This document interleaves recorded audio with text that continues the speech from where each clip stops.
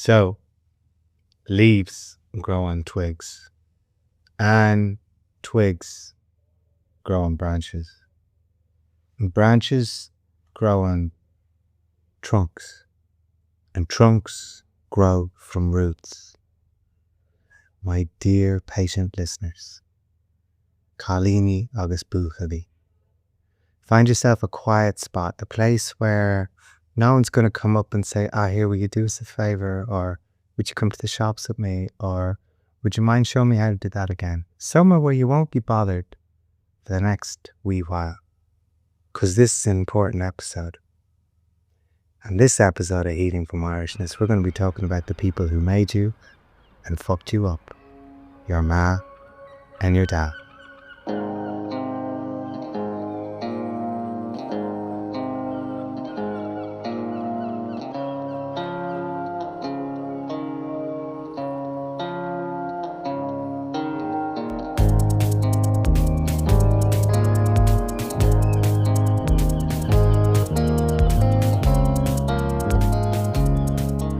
So hello, welcome back. It's another episode. I don't want to speak too soon, but this might be weekly. I mean, I didn't want to say that because the minute I start to create a routine for myself, I think I'll quit. I'll walk away. I've survived most of my life without a real job. I had a few years in my early 20s and late teens where I worked in factories and on building sites and was, up every morning at 6:30. And I did that for long enough to know that routines to me are what fevers were to people in the Middle Ages. They slowly kill me. So let's not make it official, but it looks like this podcast is coming out regularly. Another thing I just wanted to say, these episodes are not comprehensive, it's kind of like I do an episode on shame. Shame's not done. I'm going to come back to shame on a few different occasions. That's just what wanted to come out right there. So it's a little bit like with each episode, I'm kind of just dipping my toes in a bit, I feel like I'm a toothpaste tube, but the old ones, remember the metallic ones, and you had to squeeze them. You could even buy these things that would like squeeze it for you. You could roll it around. And I feel that's sort of what's happening with me. There's all this toothpaste inside of me and I just need to squeeze it from different directions to get it out. So the other thing I wanted to say, a little bit of pushback on the name. Some people say, why are you calling it Healing from Irishness? Call it Healing from Britishness. You should call it Healing from Catholicism. And all I want to say to those people is I think those podcast names are still available if you want to do that yourself. Be my guest. So, this episode is all about your parents. My parents, your parents, all our parents. But before we can begin to sort of dive into this, we have to look at how reality works. Okay? And this might also be a point where a few of you jump off and realize, I'm not sure I want to follow this guy's view of reality. And that's fine. Anyway, listen up. This is how reality works. You have a set of unresolved issues inside of you. You could call them riddles, you could call them puzzles, you could call them problems, you could call them knots, whatever you want to call them, it doesn't matter. But these puzzles, these riddles, these unresolved issues inside of you, if you don't do the work of solving these riddles inside yourself, they don't just disappear, they reappear and keep reappearing in our personal reality. So the kind of number one rule of life is that you cannot ignore shit. You cannot avoid anything here on earth. We come here to face our shit. That's pretty much the purpose of life. The purpose of life is not to climb Everest unassisted without oxygen. The purpose of life is not to make 6 figures a year. Your purpose of life is to face your shit, and your shit is what you've picked up along the way. It's ancestral. It's in your bloodline. You've carried it to you. So your parents, if you don't manage to heal that relationship with them, if you as the leaf of the tree don't manage to make peace with the twigs and the branches and the trunks that came before you, then aspects of your parents will keep appearing in the people you meet. You will find versions of your dad and your mother in your relationships. You'll encounter them on Tinder. You'll find them in the workplace. They'll be your neighbors. The energy of your parents will fucking haunt you until you realize and recognize, hold on, this is not fate. This is inside of me. And I need to look at this and work on it. So that's reality. You can't avoid anything. You have to face up to every action, every feeling, everything that's gone before you, you will have to address at some stage. Now we live our lives pumped to the eyeballs with distractions, pumped to the eyeballs with escapism, fantasy. And all of this is just our inability to sit down and go, hold on, I've got sadness in me. I've got shame in me. I've got hate in me. You know, I think the story of the Irish diaspora, the story of our migration, I think a lot of it has to do with, yes, of course, economic hardship and colonialism, starvation, and people being chased off their land. But I think another big element of it is just running away from internal issues. I know for me, I've spent half of my life outside of Ireland, and a big part of it was me just running away from all the entanglements and knots that were in my family, that were in me, that I couldn't understand. But then lo and behold, I just met my family everywhere I went. They would appear in the shape of Australians, in the shape of Italians, in the shape of just different nationalities, but still containing the same energies, because no matter where you go, there you are, and you come to Earth to look at your shit. So there's no escaping that. Incidentally, this is also why a lot of people get sick, you know? It's the body saying, stop. I'm not going to let you continue to move in the same direction until you begin to look at what's going on, until you kind of lift the lid on yourself and begin to take a really deep, hard look at it all. Yeah, so most of our problems will appear, at least, in our parents.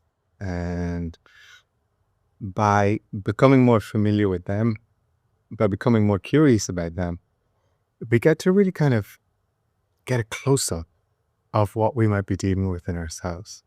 Now, just before we begin, before we start to look at Irish mothers and Irish fathers in particular, I want to just talk about one other thing, because this is really, really big. And I'm going to do a whole episode about this in the future. But just for the moment, this is kind of going to be the cliff notes of what this is. It's the victim narrative, right?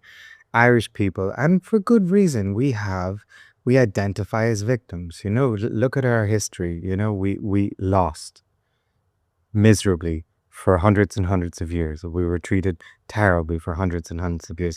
And this is kind of stuck to us now. It's a victim narrative. At a personal level, you will notice that the victim narrative is one where you identify as the disempowered one, as the disenfranchised one. You identify as, oh, the terrible thing happened to me.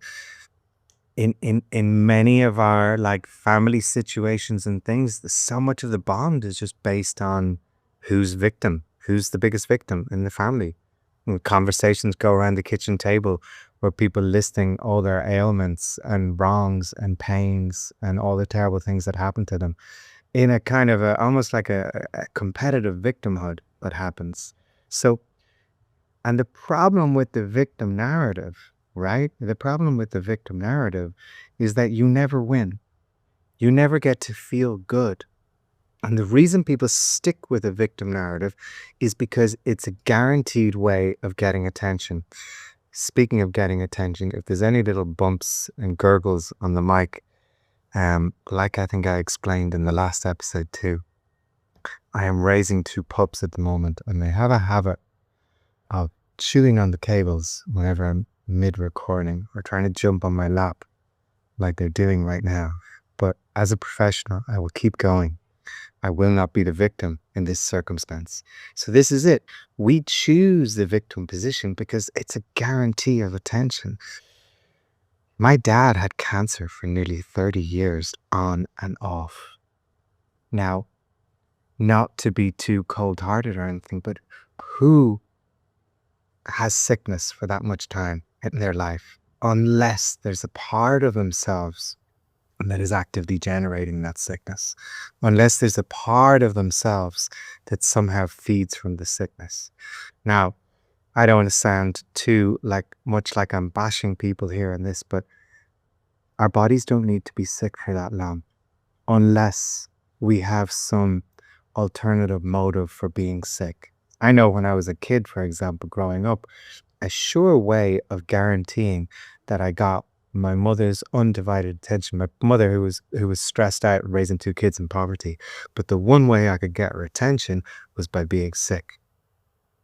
You might have grown up in a certain circumstances like that too. Even in your relationships, you might notice it. Oh, if I get sick, then my boyfriend's going to cook me dinner. If I get sick, then my girlfriend's not going to start to pester me about new levels of commitment that she's looking for or something like this. You know what I mean? We often choose sickness as a way of avoidance. Remember what I said at the start?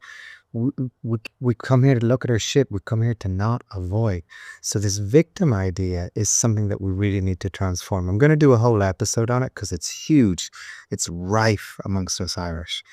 But we're learning, and we need to learn, that we are powerful cosmic travelers, and we don't have to identify with being victims in order to get our needs met anymore. All it is you're having an experience. Sometimes that experience goes well, sometimes it goes bad, but it doesn't take from the almighty power that is in you and that you have been given the opportunity to play with here on earth. So we need to step out of this victim narrative. So just and the way that I'm kind of introducing your mothers and your fathers to you is not to add an extra layer of polish to the victim personality that you've developed, that we've all developed. It's to sort of say, hey, so what? We're moving on. We're moving on. It's too short for us to stay in this quivering, small disempowerment. So let's look at Irish mothers. I want to talk about some of the characteristics. I think we could do this a little bit like shame bingo. Remember when we did shame bingo and I was like, I'm just going to list a few things, and if you think you identify with them, if you can recognize them, then shout bingo for all I like, for all you like. And that's what we're going to do with this. I'm going to look at Irish mothers. I'm going to look at some of their characteristics. This isn't kind of a blanket observation. It's really just some of these things might apply to you and you'll begin to notice them. Irish mothers typically have been busy as hell. They never sit down. They're constantly on the go. They exist in this sort of realm of nervous tension, nervous energy, always precipitating disaster, precipitating the hurricane, precipitating the windows all crashing in. Is precipitating the right word to use here? Anticipating, that's what it is. It's this kind of a catastrophized perception of reality. There's an emotional immaturity to them too. A kind of oh, well, I wouldn't do that. Or, oh, well, I wasn't, a defensiveness. They can be defensive if you approach the typical Irish mother with feedback. What do I mean by feedback? Feedback is how we grow together. Remember in the episode about love, Grow More, where I said that love is any effort to help someone grow? Well, love can also be, hey, I think you've been a little bit self-centered here. That's a beautiful, loving gesture to say that to someone. Or someone says, hey, I think that was a little inappropriate. That's love, As I've said before, in Irish society, we don't risk that type of love very often. Our love, for the most part, is walking on eggshells. We don't kind of go to any of the red button topics in our relationships. And this is why we don't mature. We avoid, again, the avoidance thing. So Irish mothers, there's an emotional immaturity to them. There's a coldness there too. And the coldness is because there's often a detachment from emotions. You got to think they grew up in kind of tougher times, in times when maybe children weren't appreciated. They weren't loved. They didn't have their needs met. So that's all they know. Their way of loving quite often is actually a form of control. And the way they control is through criticism and judgment. And the amazing thing about the neurological connections between mothers and children is that it gets to a point where they don't even need to say the words. They don't even need to judge. We, in the same way that we've internalized shame, we internalize our parents' beliefs. And often these beliefs are out of date. This is the funny thing, your value of beliefs that you contain in your heart, not in your heart, in your head, very much in your head, they could be from the 90s. But your mom, your dad has since gone and done a shitload of work and changed and become different people. But you still hold them in this time capsule. The judgment is still related to there, and you're still operating from that. So these are like kind of some of the typical characteristics of the Irish mother, the shadow side of the Irish mother. Irish fathers, on the other side, kind of anger is their only emotion if they display any emotion at all. They are disassociated, they are checked out, they're childish, they're temperamental, they're just not happy. So many of them didn't want to be dads. So many of them just wanted to get their end away. They just wanted to have sex. They didn't know there was any other way around it. And there wasn't any other way around it. Like now, genuinely, there are some fathers, Irish fathers, who really, really love their children and try to love their children, but they're trying to love their children through a filter of never really having received much love in the first place. These men grew up with a sense that you have to do this, you have to do that, you have to work your fingers to the bone, and so on and so forth. You have to be the good family man. Their relationships were devoid of real connection, of real love. They're emotionally like completely strangers to themselves. I think like a good way to understand Irish fathers is to look at the political leaders who shaped modern Ireland, Charlie Haughey, Bertie Ahern, Enda Kenny, Leo, all these sort of people. There's a kind of a cold-hearted, egotistical, self-interested pompousness to these men. And it's because they are the leaders who we elect for our countries are very simply projections of our fathers. This is what we do. We create leaders. We focus so much of our attention on these individuals who share many of the negative characteristics of our fathers. And again, so much of what the work that we're doing here in this podcast is trying to heal ourselves at an individual level so that the societal level begins to reflect our individual healing. That old adage that I will repeat until the day I die, that the mirror only smiles when you do. When you are healed, the country will be healed. When you are healed, Irishness will be healed. So we're not blaming things here. Again, we're not blaming. That's old world shit. We're just stepping into this place of power. I used to work in nightclubs, right? And at the start of a night in the nightclub, you'd come into the nightclub. I used to work in a place called The Kitchen in Dublin. And you'd come in and you'd expect it to be clean. There had been cleaners there. But there was always a bit of mess. It was just there. There was just a bit of mess. And you understood it because everyone was kind of working very hard. The place was so busy, be swimming in vodka Red Bulls all night long. And you kind of came in and there was no point in blaming whoever had done the shift before you. You just sort of got on with it.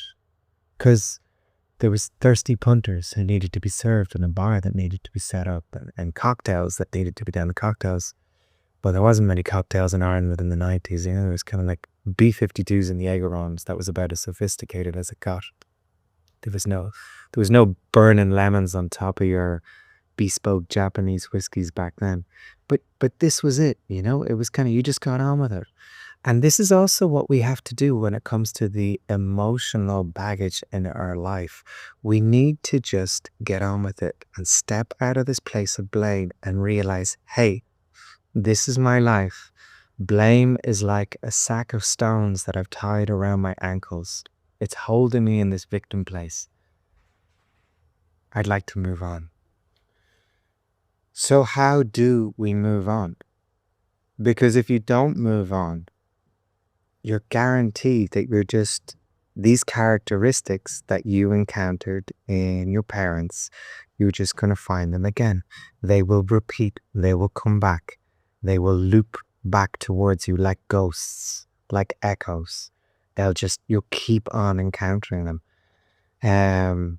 I had, for example, I had a quite authoritarian dad, a dad who didn't set an example, wasn't super sort of present, but could just raise his voice and the whole house would fall into fear. And I would just encounter that all the time. Every single job I went to, I had an older boss who was male and who had a temper. And I would find myself in the same way that I was when I was a little kid with fucking irritable bowel syndrome and just this fear every time I go into work, just scared of what might happen. And that was all to do with my unresolved issues with my dad. The same when it came to my mother, I grew up with a sense that I had to be responsible for her, that I was her protector, and that her emotions were mine. And so you can imagine, every relationship I went into, I was calling in people who needed me to take care of them, and calling in people who just couldn't really survive on their own, or I was projecting this on them because they could survive on their own, and they survived on their own without me. But I would fall into this role of being busy and all of this nervous energy of the typical Irish mother as I kind of danced around them trying to fix the problems in their life that weren't really bothering them so much. But I intuited, because of my unresolved shit, that these were my problems to fix. And so I would put myself into these wheels of tension, just trying to solve other people's problems. Same thing too, for so many years, I had the most toxic relationship with money, terrified of money, and even avoided, money, lived kind of quite a hippie-ish sort of existence for a while because I was just scared of money. And that was all the unresolved issues from growing up in a family where we would sit at the kitchen table and pray for rent money to arrive, So if you can begin to see this, if you can begin to see the patterns that you've picked up from your parents, and if you can begin to see how they are still playing out in your life, how they still are present, then amazing, you've got some work to do. So what's the work? And this is probably some of the hardest stuff you're going to do. But it's very important to just recognize the benefit of this work. The drum that I keep beating in this episode is how you can't avoid anything. Our relationship with reality is just not that way. It will, if we try and avoid things, it will just keep reappearing in more ludicrous and crazy examples. I think part of the way that I can explain how violent and cruel and cartoonish the world is now is really because we have all been avoiding so much of our emotional obligations here. And so the world is just ratcheting up. Our collective hallucination that is reality is just becoming more and more absurd in an attempt to get us to go, hey, maybe it's not the outside, maybe it's me, maybe it's inside. So this is how we do the work inside of healing our family line. And the way that we do it first up is we just have to step into a neutral place. Number one, you have to neutralize your relationship with your family. So this just means you have to let go of being a victim. It has served you for a certain amount of time, but it cannot be that way anymore. You cannot continue to live your life blaming everything in your present on what's happened in your past. You just cannot continue that way. It's a contraction of energy. We are energetic beings. We are energetic manifestations, incarnations. Our purpose in life is to expand. If we contract, we become sick, we atrophy. We don't want to atrophy. We want to expand. That's where love is. That's where beauty is. So the first thing we've got to do is to let go of that resentment. It's not serving us. It's like taking poison in the hope that somebody else gets sick. So we're letting go of resentment. And the way we let go of resentment is by stepping into a place of power. Now, the way we step into a place of power is number 2. You set boundaries with your family. So this just makes everything easier. For so many of us, we find ourselves with our families picking up the telephone when we don't want to pick up the telephone, doing certain things when we don't want to do certain things, listening to advice when we haven't asked for advice. So it's really important that we rock the boat a little bit if that's what needs to be. You just got to set boundaries with people. Now, by boundaries, and it's really important that we learn what a boundary is. A boundary isn't sort of saying, hey, you have to do this. It's just saying, I don't want to experience this. It's not about how they show up. It's just about what you can take. So that boundary might simply be, I can't go home for Christmas this year. Or that boundary might be, I don't have the energy right now to listen to this. It's about being authentic. It's about protecting yourself. We grow up in these family situations where we feel disempowered. And of course we feel disempowered. You start off in any family pretty small. You start off as a baby. So this disempowerment is trained into us.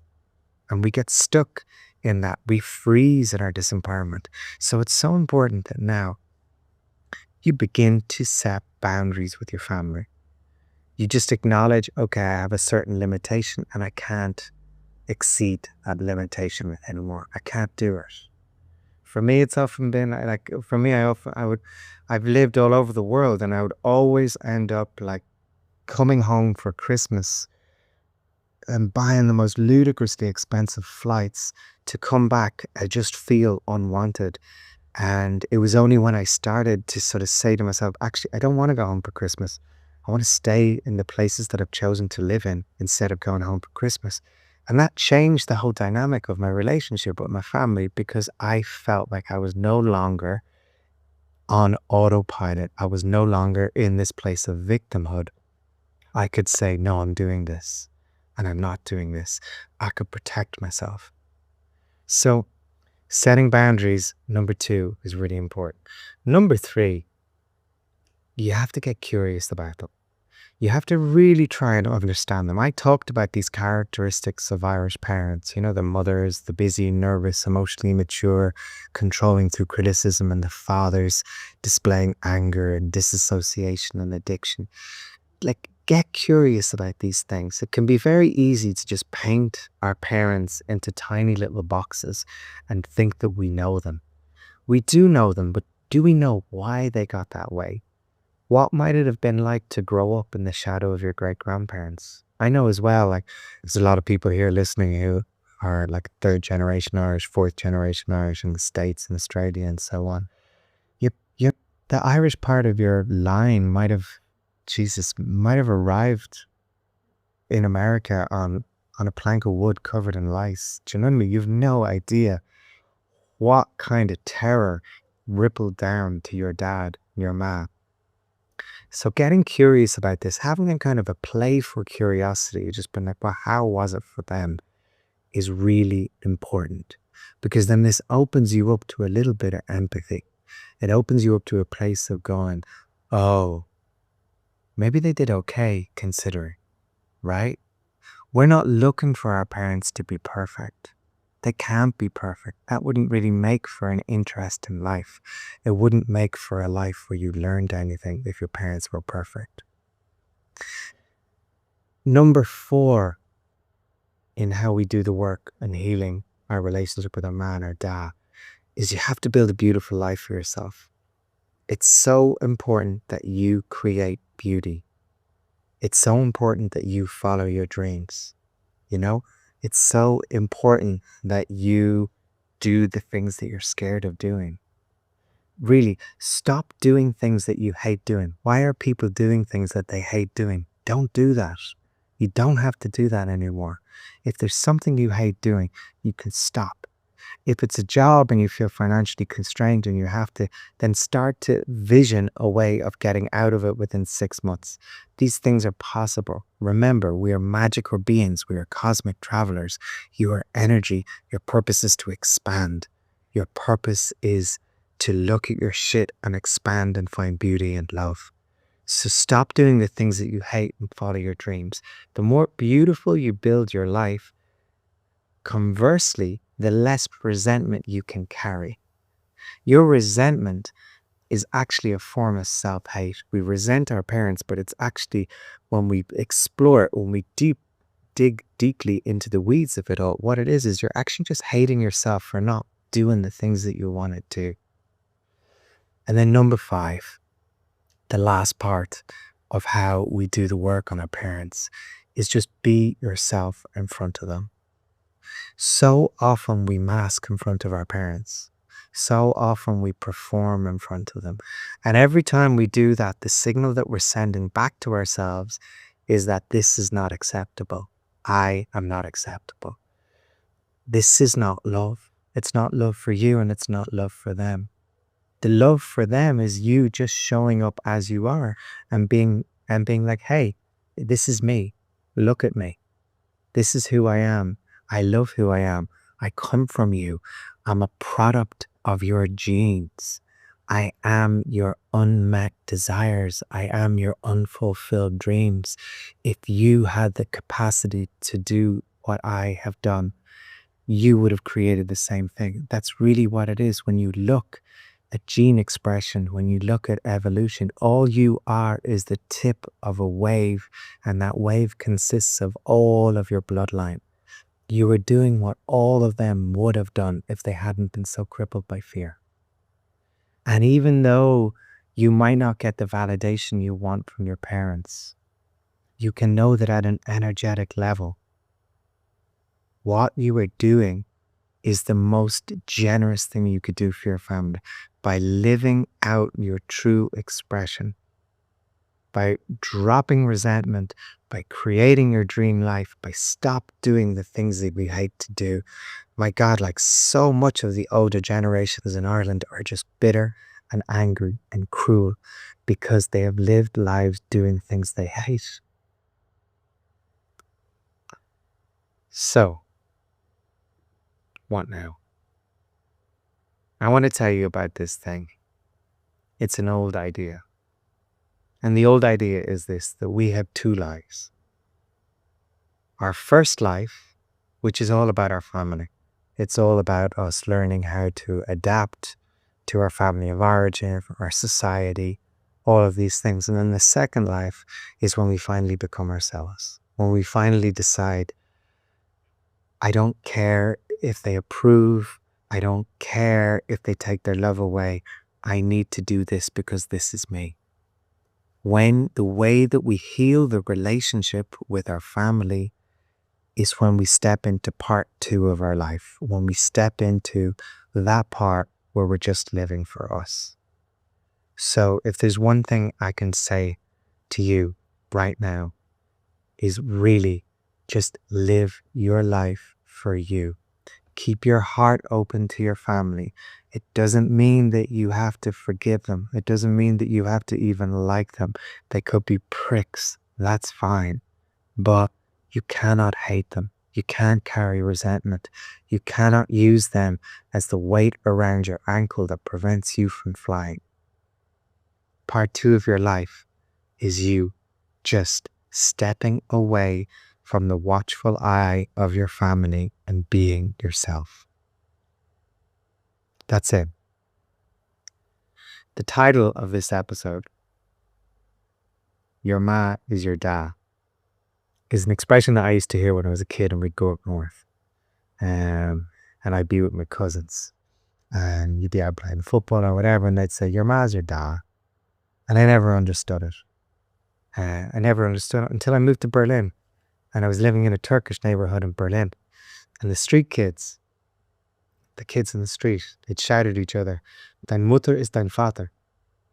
They'd go around, they'd be like, Alter, dein Mutter ist dein Vater. Your mother is your father. And it was only then I realized, this is what that slag means. Your ma is your da. It took Turkish teenagers to help me understand my youth. So thanks for listening. Thanks as always for being a part of this podcast and being the audience. The music on this podcast is from Emma Lohan. The art design is from Sylvia Sanchez. If you like what you've heard and you'd like to go a little bit deeper, I now have a course called Healing from Irishness. It's on my website. I also do one-on-ones. I have conversations with people. I help guide you through your own healing journey. There's a Patreon community too. You can join there. We do regular chats, meditations, workshops, so on. Thank you. Salam. Bye-bye.